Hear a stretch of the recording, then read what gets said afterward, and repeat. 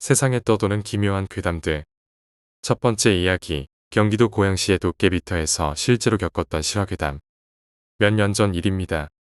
가정 사정이 조금 나아져 고양시 변두리에 위치한 신축 빌라로 이사를 가게 되었습니다.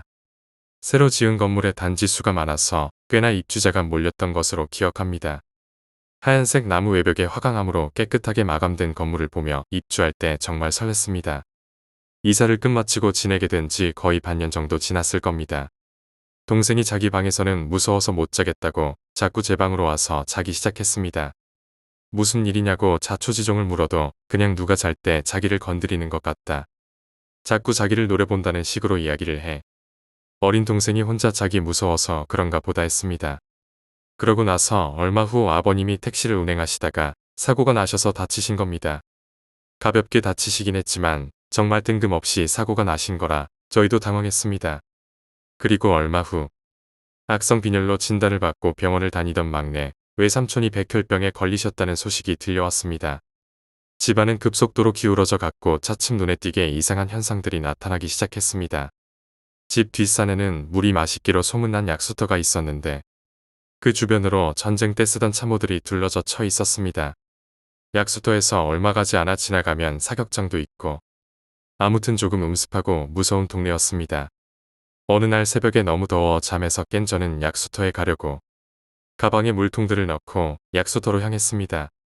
새벽 5시쯤 해가 뜨려고 하늘이 푸르스름하게 변했을 때라 조금 무섭긴 했지만 산바람이 너무 시원해서 계속 걷게 됐습니다. 약수터로 올라가는 중턱길에서 저는 가방을 던지고 집으로 달리기 시작했습니다. 중턱 커다란 바위 위에 푸르스름한 불꽃이지만 정말 차가워 보이는 불덩어리 2개가 허공에 떠 있던 것입니다. 집에 헐레벌떡 곧바로 뛰어와서 주무시던 할머니께 도깨비불을 봤다고 울먹이며 말하자 할머니는 괜찮다고 안아주시더라고요. 그리고 다음날 저녁 고모네 식구와 점심에 외식을 하게 돼서 온 가족이 나가게 됐습니다. 불을 모두 끄고 문단속을 철저하게 한 후 나갔었죠. 시간은 흘러서 오후 7시쯤 해가 질 즈음에 집으로 올라가는 언덕 거기에 도착했습니다. 갑자기 어머니께서 그러시더군요. 집에 불이 전부 켜 있어. 도둑이라도 들었나봐. 깜짝 놀란 저는 집으로 달려 올라갔습니다.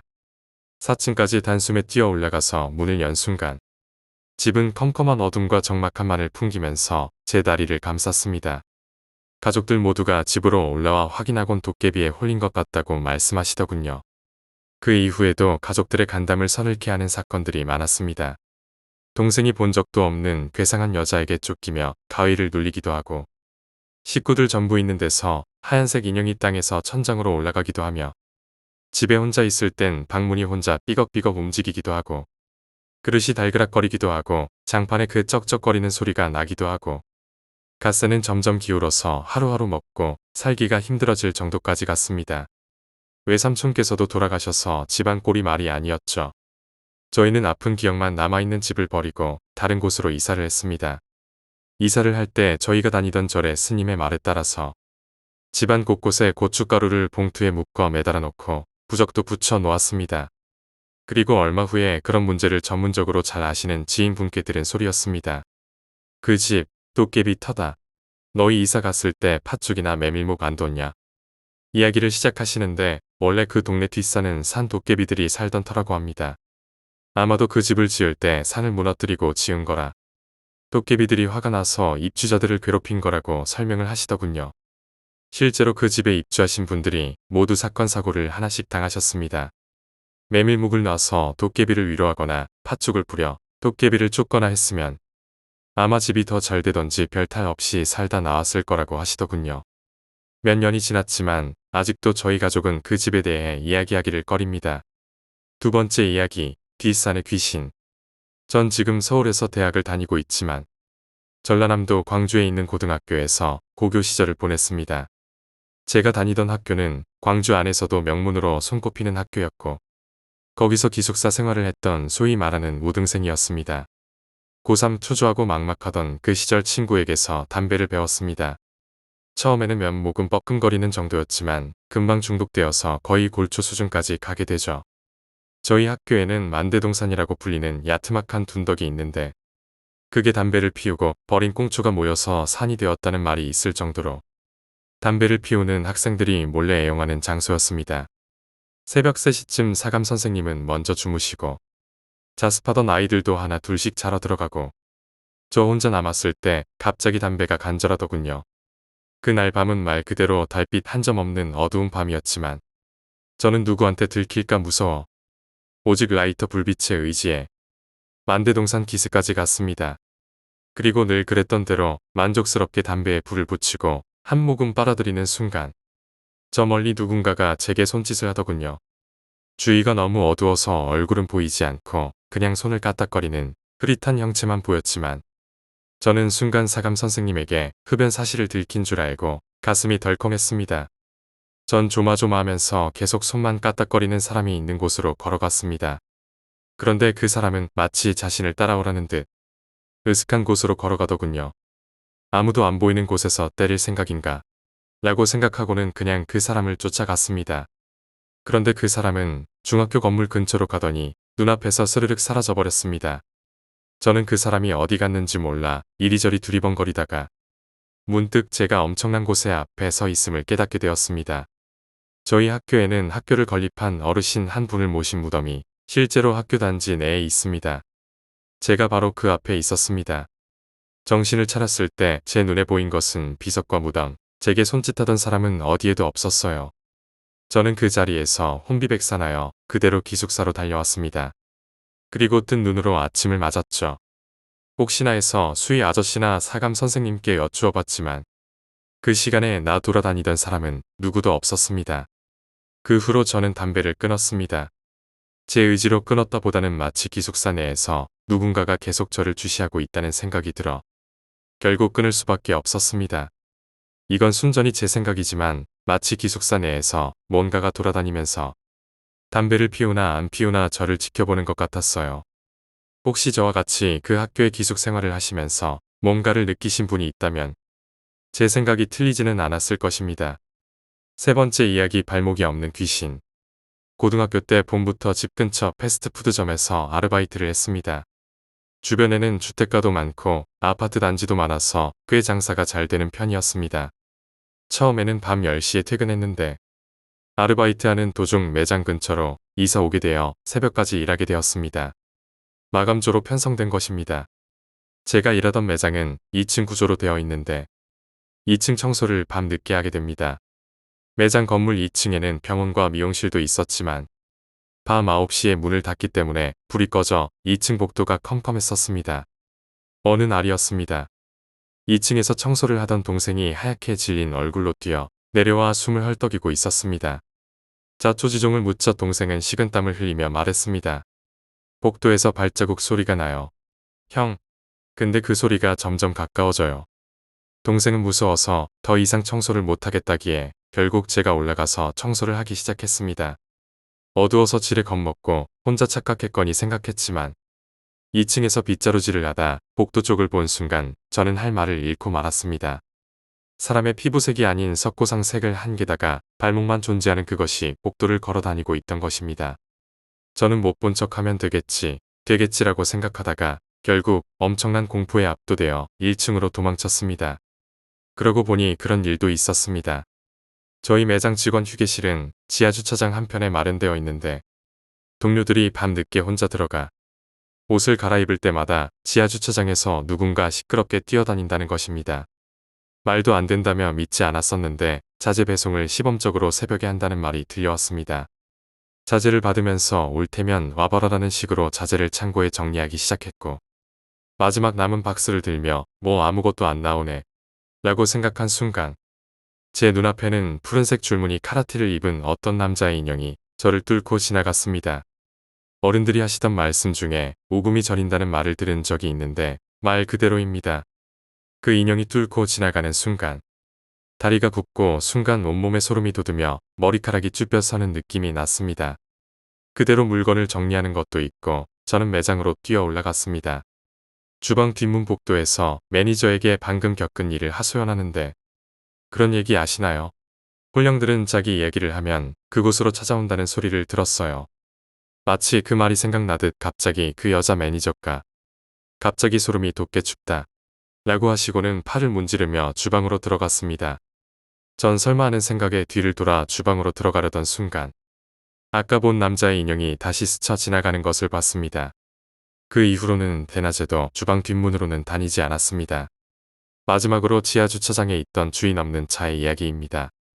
지하주차장 왼편 구석은 정말 그런 쪽으로 둔한 사람이 가도 오싹하다고 할 만큼 으스스한 곳이었습니다. 그런데 어느 날부터 하얀색 승용차가 언제 주차해 놓았는지도 아무도 모른 채로 방치되고 있었습니다. 기분 나쁘게도 남자의 인형을 본 그 왼쪽 구석에 말이죠. 같이 일하는 사람들 사이에서 그 차 운전석에 사람 머리만 둥둥 떠 있더라. 발목만 돌아다니다가 그 차 아래로 숨더라. 이런 이야기가 한참 떠돌았습니다. 하지만 당시 부산에서 올라온 신임 매니저 형님이 한 분 계셨는데 그분은 세상에 귀신이 어딨냐고 저희에게 다그치며 다 피곤해서 그런 거라며 말을 항상 끊으셨습니다. 어느 날 새벽에 그 매니저 형님께서 창고에 자재 파악을 하시러 내려가신다고 하고 5분 정도 흐른 뒤였습니다. 지하에서 비명이 들리고는 그 형님은 마치 혼이 빠져나간 사람 마냥 식은땀을 흘리며 기어 올라오셨습니다. 그리고 저희에게 한마디 하시더라고요. 있었어. 머리만. 그리고 발목이 돌아다녔어. 그 매장에서 오래 일하던 사람들끼리는 그걸 추억거리 삼아서 얘기하기도 합니다. 그리고 지금도 그 하얀 발목은 지하 주차장을 돌아다닌다고 합니다. 네 번째 이야기 박스.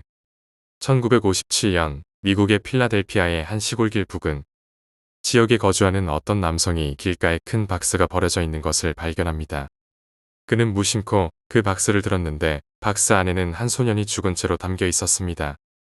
하지만 남자는 겁에 질려서 신고조차 하지 않고 그 자리에서 도망을 쳤습니다. 며칠 뒤에 프레드릭이라는 대학생이 그 소년의 시체를 발견하고 경찰에 알립니다. 신고를 받고 다음날 오전 10시에 신고받은 경찰들은 현장에 출동하게 됩니다. 현장에 도착한 경찰들은 이 박스 안에 아이의 시체를 보고 바로 조사에 착수하게 됩니다. 아이는 약 5세로 추정 102cm 정도의 신장의 몸무게는 13kg, 백인의 파란색 눈. 시체의 상태로 보아 아이는 그냥 평범한 아이보다 훨씬 왜소한 편이었습니다. 손톱과 발톱이 모두 깔끔하게 정리되어 있었고 밝은 갈색의 머리는 방금이라도 이발을 한 것 같아 보였습니다. 하지만 남자아이의 시체에서는 몸 전신에 여러 개의 멍이 발견되었고 사인은 두부 외상 머리에 충격을 받아서 사망한 것으로 밝혀졌습니다.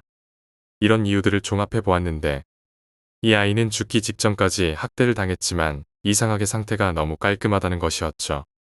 학대를 당했지만 위생 상태가 깔끔하다 수상쩍은 부분이 느껴졌습니다.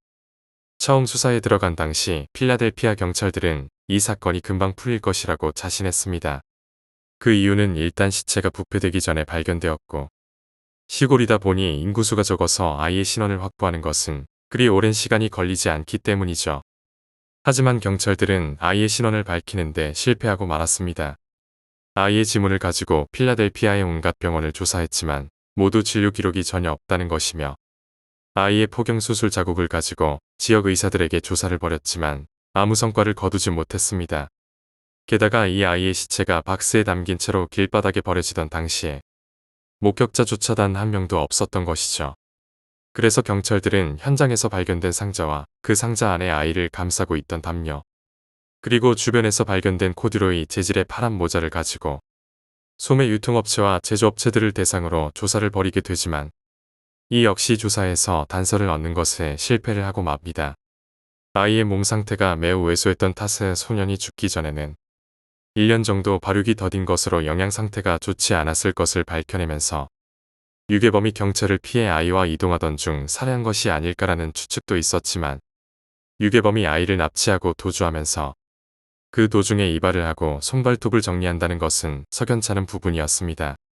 필라델피아주는 물론 그 근처 주에서 이 아이를 조사하기 위해 노력을 했지만 결국 아이에 대해서 아는 사람은 나타나지 않았습니다. 수사를 지속해도 범인은커녕 아이의 신원조차 확인되지 않았던 것이죠. 경찰들은 이 미스테리 사건에 두 가지 가설을 세우게 되는데 첫 번째 소년은 현장 근처에 있던 양육시설에서 길러진 아이입니다. 경찰은 수사 도중 현장 근처 양육시설에서 소년의 시신을 덮고 있던 담요가 빨래 건조대에 걸려 있는 것을 발견하고 집중 수사를 하지만 이 역시 DNA 감식 결과 소년과 양육시설 일가는 전혀 아무런 관계가 없는 것으로 밝혀지면서 다시 미스테리 사건으로 빠지게 됩니다. 두 번째 소녀는 입양한 양어머니에 의해 살해된 것이다. 어느 날 경찰 앞으로 자신을 M이라고 밝힌 여성이 증언을 합니다.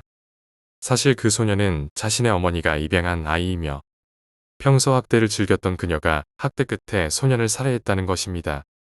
이 M이라는 여자의 증언은 상당 부분 실제 사실과 일치하였고 경찰도 본격적으로 조사를 시작하였으나 두 가지 이유 때문에 그녀가 범인이 아니라는 결론이 나옵니다.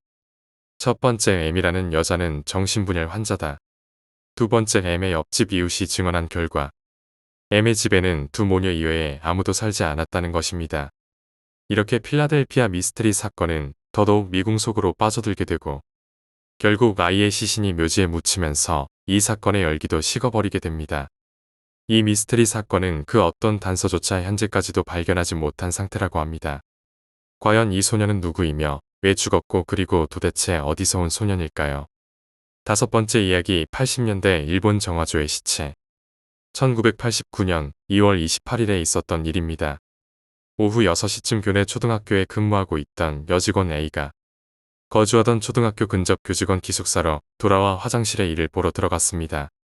그런데 그 여직원은 화장실 안에서 황당한 일을 겪게 됩니다. 화장실의 변기 구멍을 통해 구두 같은 물체를 보게 된 것입니다. 그녀는 밖으로 나가서 변소를 치우는 구멍을 보게 되는데 그 안에는 사람의 발이 보였습니다.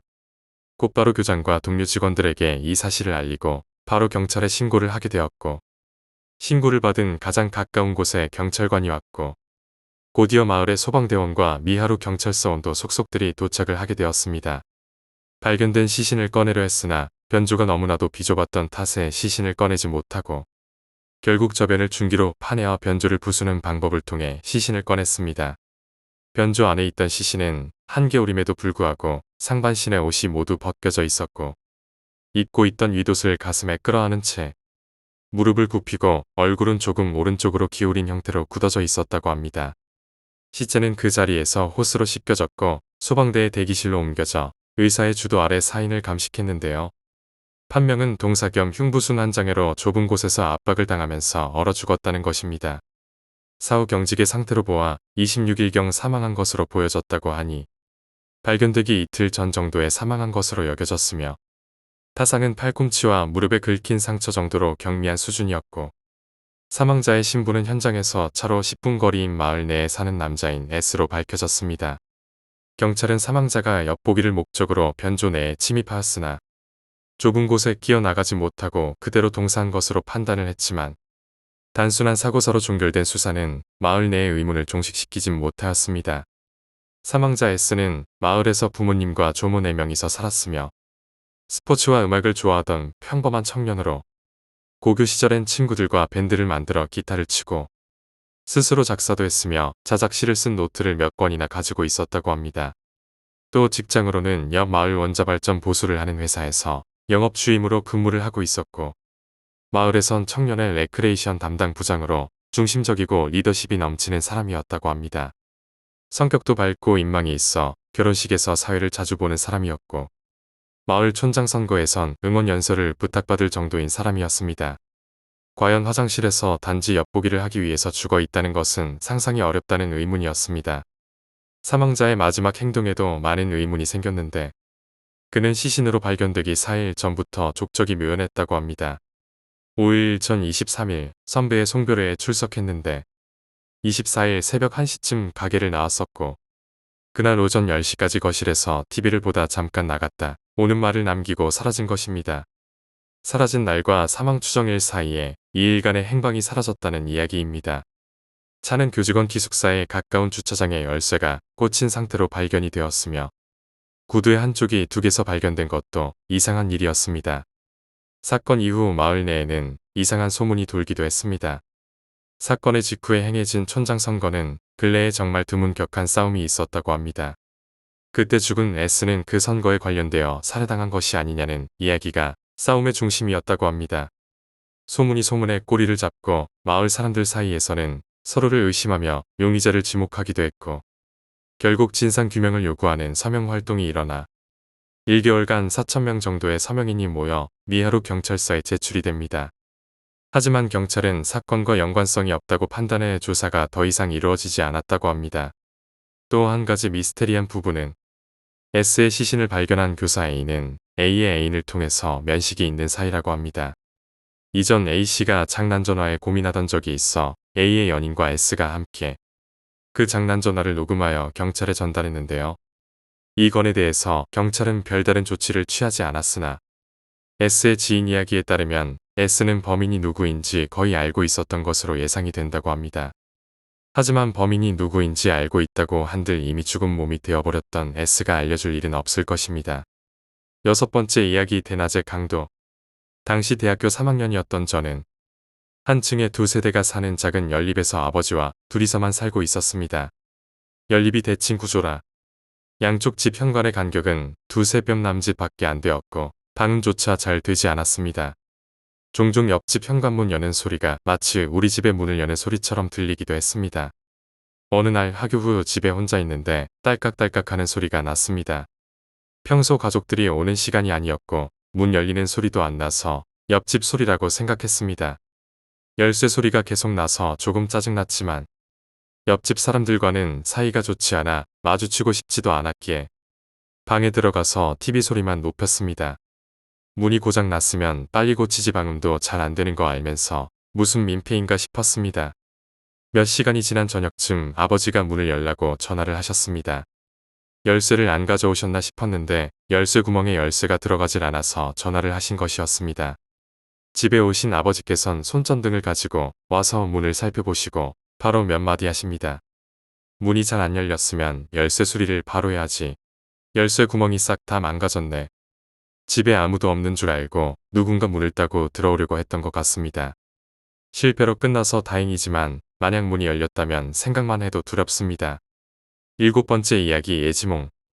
친구 어머님이 예지몽 쪽에 능하셨던 모양입니다.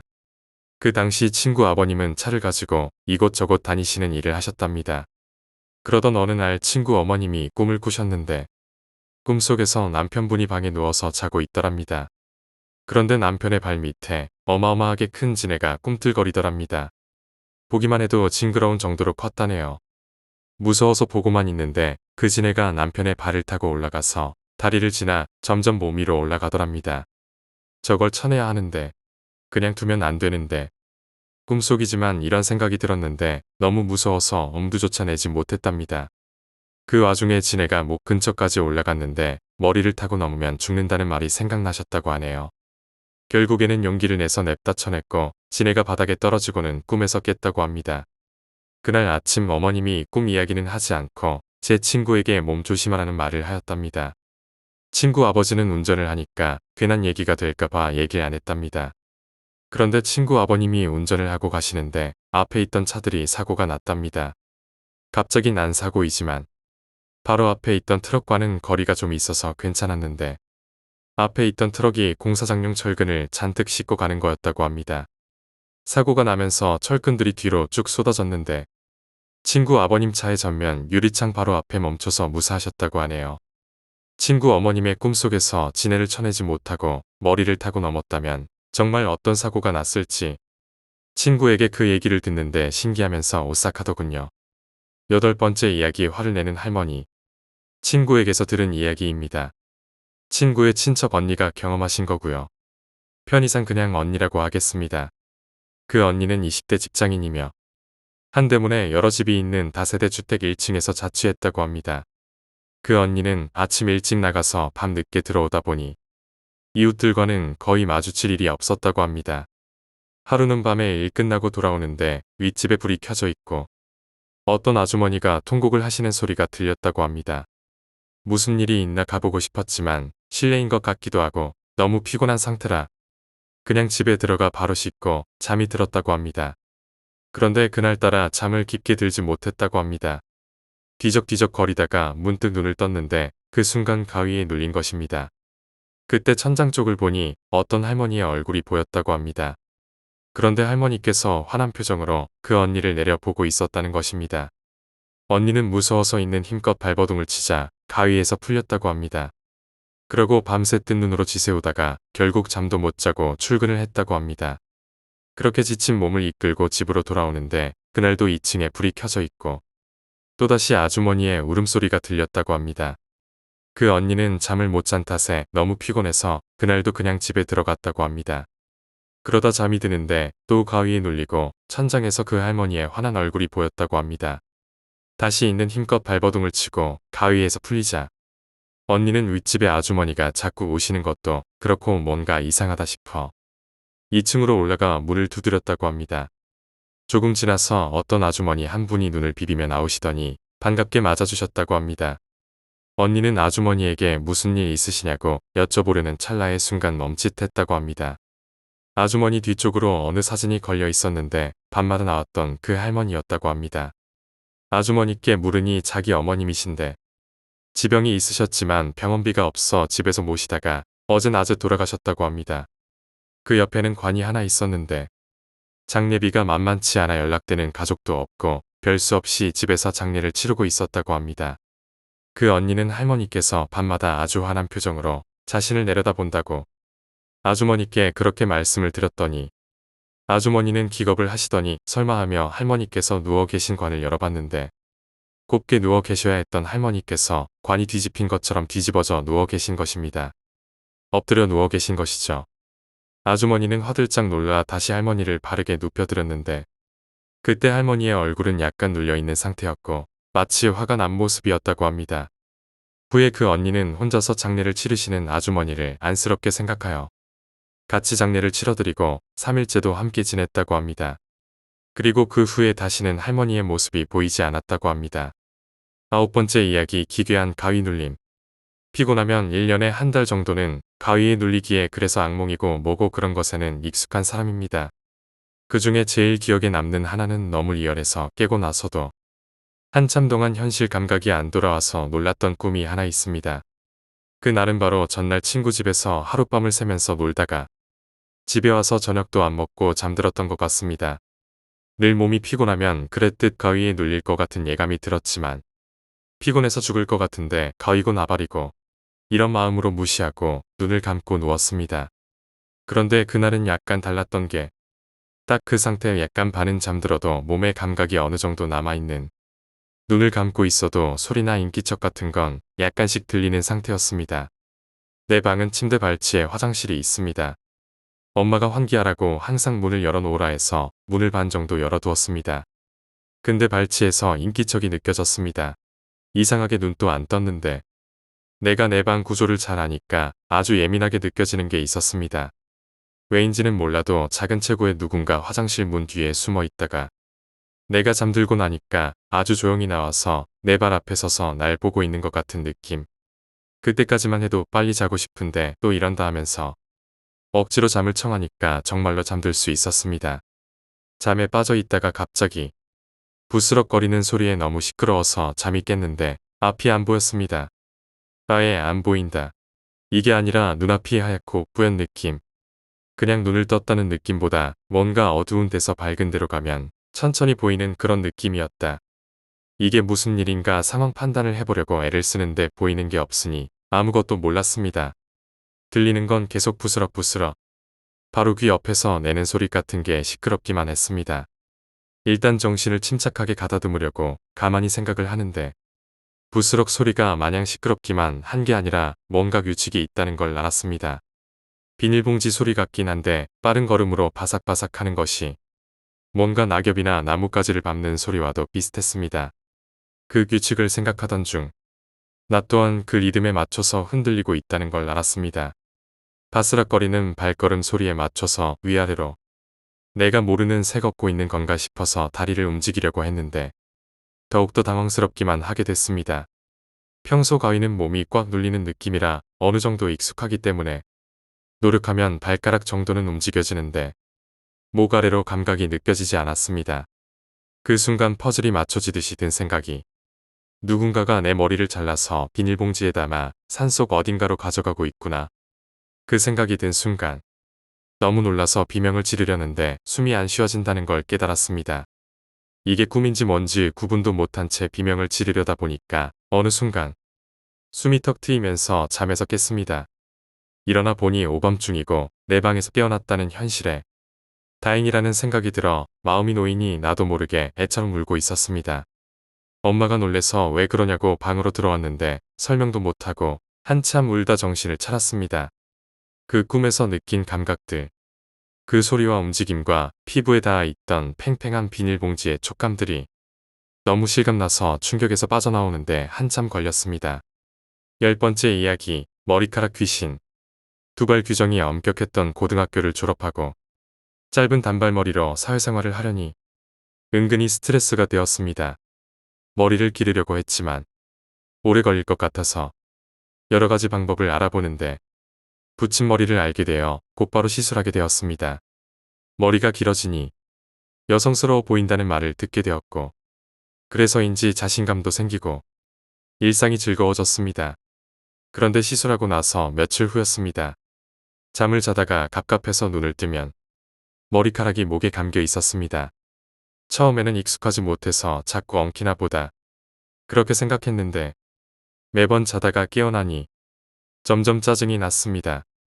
그래서 고무줄로 머리를 묶고 옆으로 누워서 잠을 청했습니다.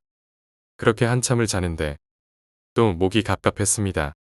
눈을 떠보니 아니나 다를까 또 머리카락이 목에 감겨 있었습니다. 불을 켜고 머리끈을 찾았는데 머리끈이 끊어져 있었습니다. 찜찜한 기분이 심해졌지만 아깝기도 하고 긴 머리가 마음에 들었기 때문에 대수롭지 않게 넘겼습니다.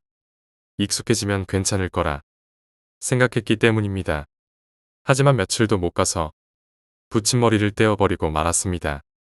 주말 밤에 혼자 컴퓨터 앞에 앉아 있는데 왼쪽 뺨이 간질간질해서 보니 바람에 머리카락이 얼굴을 스치고 있었습니다. 이상하게 바람이 많이 분다고 생각했는데 생각해보니 창문도 닫혀 있었고 문도 닫혀 있었습니다. 소름이 돋아서 불을 켜려고 일어서는 순간 누군가가 뒷머리를 잡고 놓아주지 않았습니다. 소리를 지르려는데 목소리도 나오지 않고 그렇게 정신을 잃었습니다. 다음 날 아침 바닥에 붙임머리가 한 웅큼 뽑혀서 널브러져 있었습니다. 실리콘으로 붙인 거라 열이 없으면 제거할 수 없는데 말입니다. 11번째 이야기, 연쇄살인범에게서 살아남은 소녀. 역사상 가장 많은 사람들을 살해했던 연쇄살인마의 소굴에서 뜻밖의 영웅이 나타났습니다. 20대 소녀는 자신을 괴롭히던 그부까지 같이 구해냈습니다. 오늘 밤 낸시 존슨은 수백 명을 살인한 연쇄살인마 데이빗 그레이스의 지하 감옥에서 악몽과도 같았던 한 달간에 대해서 이야기했습니다. 졸업생 전 학급이 탄 버스가 그레이스에 의해 통째로 납치당한 이후 존슨 양은 감옥에 갇혀 자신의 학우들이 몇 시간 동안 고문을 당한 뒤 망치로 살해되는 장면을 매일매일 봐야만 했습니다. 경찰들이 들이닥쳤을 땐 27구의 시체들이 이미 훼손된 채 부패되어 있었고 존슨 양은 이미 그레이스를 제압해 죽인 뒤 불을 지르면서 뉴스를 장악하던 4년간의 범행도 마침내 끝을 맺게 되었습니다. 경찰에 따르면 10대들을 고문했던 방법들은 평소에 그레이스와 달리 매우 잔인했다고 설명했습니다. 존슨 양과 함께 유일한 생존자인 로라 랜스는 데이빗 그레이스가 뇌엽 전리술을 시도하던 도중 존슨 양에게 의해서 제압당해 시술이 갑자기 중단되어 버리면서 현재 긴장증과 더불어 뇌 손상을 입은 상태입니다. 이전 따돌림의 피해자였던 존슨 양은 신에 대한 믿음 때문에 그녀가 생존하고자 하는 의지를 가질 수 있었다며 공을 돌렸습니다. 진짜 별거 없었어요. 그저 믿음을 가지고 기회가 있었을 때 달려든 것뿐이에요. 앞으로 다른 사람들도 나처럼 행동할 수 있도록 격려해주면 좋겠어요. 어떤 상황이 닥쳐오든 절대로 포기하지 말라고요. 그들은 현재 어디에 있을까요? 끔찍한 연쇄살인마의 고난에서 살아남고 10년 후 낸시 존슨은 의대를 졸업했습니다. 낸시 존슨 박사는 현재 전쟁으로 황폐해진 아프리카 지역을 돌며 어렵고 아픈 사람들을 돕고 있습니다. 간신히 데이빗 그레이스의 소굴에서 살아남았던 노라 랜스 씨는 25년간 긴장증 상태에 빠져 있다가 결국 사망했습니다. 25년 만에 처음으로 그녀가 마지막 숨을 내뱉으며 한 문장을 속삭였지만 그때 그곳에는 아무도 없었습니다. 걔는 첫째 날에 그 남자 죽였어. 12번째 이야기, 스쿨버스 괴담. 스쿨버스가 브라운스빌로 경로를 틀었을 땐 아무도 눈치채지 못했어. 만일 눈치챘다면 왜 이쪽 길로 향하는지 궁금해했을 거야. 특히 아이들은 말야. 이쪽 길엔 아무도 살지 않아. 하지만 아무도 알아차리지 못했어. 그래서 버스는 빨래판 같은 길을 덜컹거리며 지나갔지. 버스 안에서는 아주 소수의 몇몇 아이들만이 뒤늦게 걱정할 뿐이었어. 왜냐하면 아이들은 매일 버스에 탔었거든. 그래서 별 문제 없을 거라고 생각했어. 버스 중앙에 혼자 앉아있던 한 여자아이가 눈을 동그랗게 뜬 채로 바뀌어가는 주변 풍경을 바라보고 있었어. 버스는 브라운스빌 도로를 타고 내려가면서 나무는 점점 울창해졌고 하늘은 점점 시야에서 사라져갔어. 버스가 짙은 어둠 속으로 거의 뒤덮일 때 즈음 아이들은 무언가가 잘못되어 간다는 걸 깨달았어. 한 남자아이는 배속을 간지럽히는 게 흥분이 아니라 두려움이라는 사실을 인지하지 못한 채 불안한 환호성을 내뱉었어. 나머지 아이들도 그저 학교를 가지 않는다는 즐거움에 들떠 같이 환호를 내지를 뿐이었어. 불안함에 떠는 속삭임이 버스를 점점 가득 채웠어. 버스 가운데에 앉아있던 그 여자아이가 마침내 자리에서 일어나 머뭇거리며 앞으로 다가가기 전까지 말야. 버스 기사는 앞에 놓인 점점 좁아져가는 길을 응시하고 있었어. 죄송한데요. 그 여자아이의 목소리는 속삭임에 더 가까웠어. 우리 어디 가는 거예요? 운전사는 말이 없었어. 여자아이는 운전사의 소매를 잡아당겼어. 죄송한데요, 아저씨. 저희는 학교에 가야 돼요. 운전사는 브레이크를 세게 밟았어. 버스 뒤쪽에서 들리던 웅성거림은 순식간에 조용해졌어. 여전히 정면을 바라본 상태로 운전사는 아무 말도 않은 채 여자아이를 위해 문을 열어줬어. 여자아이는 침을 꿀꺽 삼키곤 축축한 아침 공기를 향해 발을 내디뎠어.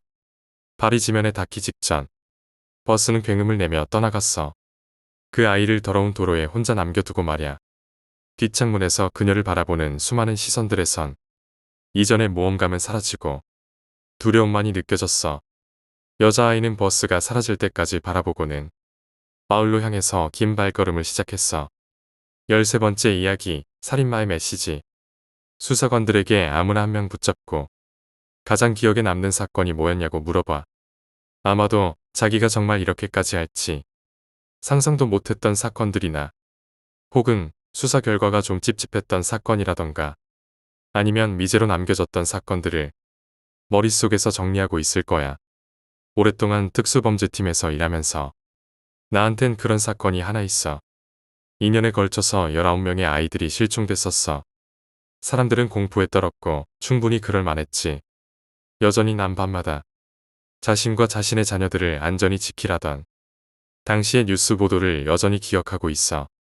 이 사건에서 내 기억 속에 각인됐던 가장 끔찍했던 점은 바로 이메일이었지.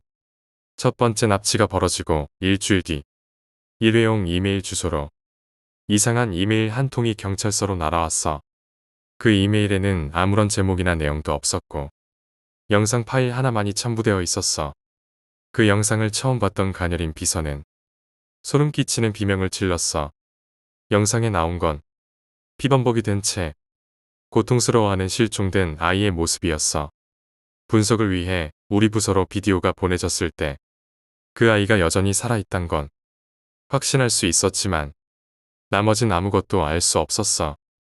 장소를 특정하기에는 방 안은 너무나도 어두웠고 영상 화질도 좋지 못했어. 그리고 영상을 찍고 있는 그 쓰레기 자식은 입 한 번 벌리거나 얼굴을 보이지도 않았어. 이메일은 이 사건에 있어서 하나의 상징이 되어버렸어. 납치가 매번 일어날 때마다 새로운 임시 메일 주소에서 날아왔던 이메일을 받았고 희생자가 촬영된 비디오가 함께 첨부되어 있었어. 가끔씩은 이전 비디오에서 봤던 아이가 다시 나오기도 했어. 그 말은 아이들이 아직 살해당하지 않았다는 거였겠지. 마냥 행복해 있을 순 없었어. 왜냐하면 그 비디오에서 느낄 수 있었던 건 자기들이 갇힌 끔찍한 지옥에서 해방시켜 줄 수 있는 건 죽음밖에 없었던 것 같았으니까. 참혹한 아이들의 영상이 19번째 보내졌을 때 본부에서는 마침내 체포를 할 수 있을 충분한 증거가 모였어. 우리가 용의자로 삼은 건 나이가 든 독신의 폴 슈나이더라는 남성이었어. 화질이 좋진 못했지만 비디오에서 나오는 외관과 그의 지하실은 꽤 잘 맞아떨어졌어. 아이들에게 상처를 가하던 도구로 추정되는 물건도 그의 저택에서 발견되었다는 법의학팀의 발언도 있었고, 폴은 직업도 같이 사는 가족도 없었기에 알리바이도 없었어. 그는 무기징역을 선고받았고, 그가 감옥에 수감되자 납치와 이메일도 종적을 감췄어. 물론 아직까지도 시체를 못 찾았고, 지금까지도 그는 범행에 대해 부인하고 있지만 말야. 시간이 흘러 은퇴를 하고 오랜 시간이 흘렀지만 다시 지난 사건을 꺼내 들었어. 왜냐하면 오늘 새로운 이메일을 하나 받았거든. 그 이메일에는 한 장의 사진이 첨부되어 있었어. 우중충한 콘크리트 방, 더럽고 피범벅이 되어 있는 채로 삐쩍 메마른 모습으로 쇠사슬에 묶여있는 성인 남성과 여성의 모습, 그리고 바닥에는 빨간색으로 글씨가 휘갈겨 적혀 있었어. 너희는 잘못 골랐다.